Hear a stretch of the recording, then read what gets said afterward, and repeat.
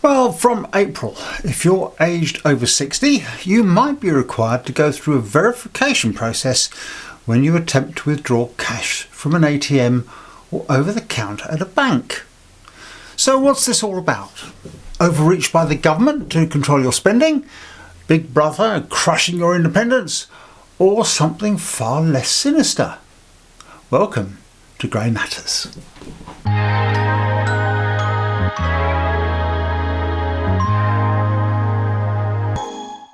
Hello there, and welcome to Grey Matters, the channel that promotes the fact that the older generation still matters and has relevance, and which looks at issues that matter to the older generation. Now then, in this edition of Grey Matters, we have two stories to look at. We have some shocking figures about plastics that have made some people reconsider their recycling habits. But first, if you're over 60 and you pop down to your local ATM to withdraw a few £100, maybe for your holiday spending money, or to buy that nice second-hand patio dining set on Facebook Marketplace, you could find your transaction is temporarily denied, even though you have plenty of money in your account. Now, I saw this on the channel Daily I'll try that again, on Daily DWP Alerts, and I'll leave a link in the description for you. Now, it's definitely worth sharing, so pop over to the site and give them a look and give them a little love as well. Now, it's all down to these new fraud prevention rules coming into force in April this year, and please don't fall for the scaremongering that is rife online about this. UK banks are not imposing a blanket rule that everyone over 60 must undergo extra checks for withdrawals. That's quite a common theme that seems to be running around the internet. What it actually means is that older customers might face additional verification when making unusually large or unusual cash withdrawals, or withdrawals that seem out of line with the customer's normal spending habits. Now, for older people, that tends to be quite modest, so a large withdrawal would stand out. Now, personally, I think these measures are a good idea. For many years I was involved with victims of crime, and among the most heartbreaking of which were pensioners who had been duped by rogue traders or corrupt carers or cleaners. And I can tell you now that I dealt with dozens and dozens of such victims. When a cold calling trader says that he can tarmac your drive for £50, that could be quite tempting, and you agree and you get it done, but when the job's finished, the bill comes in at several £1,000s because, no mate, no, I said £50 a square foot. And this is when the trader applies the pressure and demands payment immediately, often even taking the pensioner to their bank to withdraw the money. Now, around £30 million a year is stolen from the elderly through rogue traders and through doorstep scams and bogus callers. And that's only the reported figure. We know that it's much, much higher than that. So these new rules could actually stop those crimes in their tracks. So how's it going to work? Well, the Financial Conduct Authority has instructed banks to apply stronger verification when a withdrawal appears risky, and older customers are statistically more targeted by scams.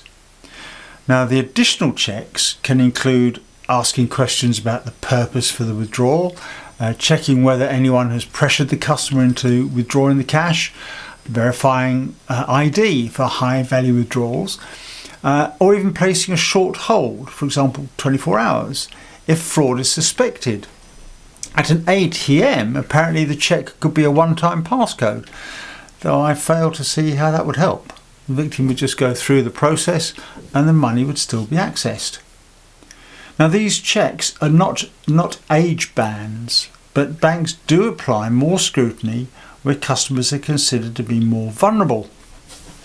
So, what are these thresholds that might apply? Because they've got to start somewhere, haven't they? So these figures I'm about to give you can vary because the banks set their own policies, but the pattern is consistent. At ATMs for the over 60s, it's £300 to £500 a day. Larger withdrawals will require arranging in advance. Over-the-counter withdrawals might attract attention if they're over £1,000, and the bank then might ask some questions about it. Over £2,000, many banks now mandate a safe withdrawal protocol, and staff must ask some specific fraud screening questions. And withdrawals over £2,000 to £3,000 will often require 24 to 48 hours notice. Now, in theory, these rules apply to anyone at all of any age, but older customers are much more likely to trigger the vulnerable customer safeguards. And it's not about controlling your money, it's about keeping the customer safe. And whether we like it or not, as we get older, we fall into that bracket of potentially vulnerable customers. And I certainly don't feel vulnerable, but not much we can do about that. And despite what other channels might tell you, there is no law that forces checks on the over 60s. These measures are intended to protect customers, not to block access to their own money. And I don't have a problem with it, and nor do I see it as age discrimination. Up until now, it's fallen to individual cashiers' gut feelings when older customers try to withdraw large sums of money. And many have been saved from losing their life savings thanks to people like them. And that's often because they know their customers. Of course, the problem is now there are so few banks actually on the high street. Cashiers seldom get to know their customers, I would suggest. So much of it is done online. So what do you think about that? Would you welcome these additional checks as we get older to make sure we're not being cheated and frauded out of our money? As I say, my experience with dealing with the victims, I have no problem with it whatsoever, but maybe you do. Let us know in the comments. Now, next up, did you know that 91% of all plastic is never recycled? Now, that's according to global analysis published in a 2018 report by Science Advances. But does that mean, as some channels have been reporting, that it's not worth all the effort we go to cycle responsibly? Some channels have been saying, what is the point of washing out the tins and separating the paper and the plastics and the metals and everything? Why bother if the plastics aren't going to be recycled? So if you believe the other channels, then that's certainly the conclusion most of us will probably come to. And I know from heated comments that people are going to rebel and not recycle, or not recycle how their local authorities want them to. However, that 91% is actually a global figure. The UK is actually performing much better than that. The most recent official UK data from 2024 shows that the UK generated just over 2 million tonnes of plastic packaging waste, of which 64 to 75% was processed and recycled. Now, that might sound quite good until you check the Global Plastic Recycling League table. Yeah, there is such a thing. And there it doesn't look quite so good for the UK. Top of the list for plastic recycling, believe it or not, is South Korea, which recycles up to 80% of its plastics waste. The UK is roughly in the middle of the table. But who's at the bottom? Now, believe it or not, that coveted space is held by Brunei, the Maldives, Mauritius and Namibia, all with just 2.7%. And you thought it would be China and India, didn't you? Well, so did I. India is in the bottom tier, but with a recycling rate of 9.3%.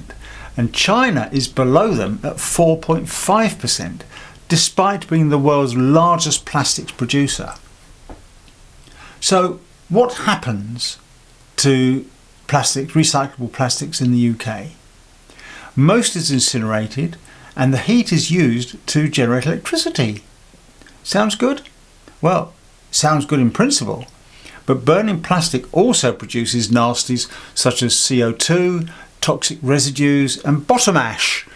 No, that's not a medical condition. In fact, UK companies can legally export plastic waste to countries such as Turkey, Malaysia, the Netherlands and Poland, and they do. Hundreds of thousands of tonnes every year. And historically, the UK has exported more plastic waste than it has recycled domestically. And by farming it out like that, of course, the government can then claim our emissions are low because we've not had to deal with it. Of course, I doubt that takes into account the massive carbon footprint in shipping it all across the continents. And of course, the waste itself ramps up its own CO2 footprint by being burned in the open often, dumped or illegally landfilled. But hey, it's not our problem, is it? Talk about massaging the figures. Anyway, let me know what you think about this. Are you going to change your recycling habits? I wouldn't, based on that 91% of plastics is never recycled, because as you see, we are recycling about 65%, so it's probably still worth doing the separations.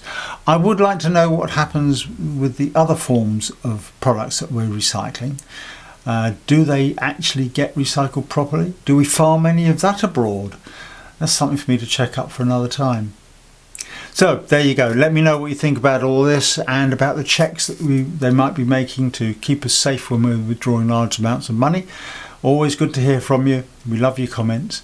And if you haven't subscribed and you would like to, then please do. We always welcome our new subscribers. And you can hype this video for the first 7 days after it's been released. And you'll find a hype button down below with the other buttons of like share and that kind of thing.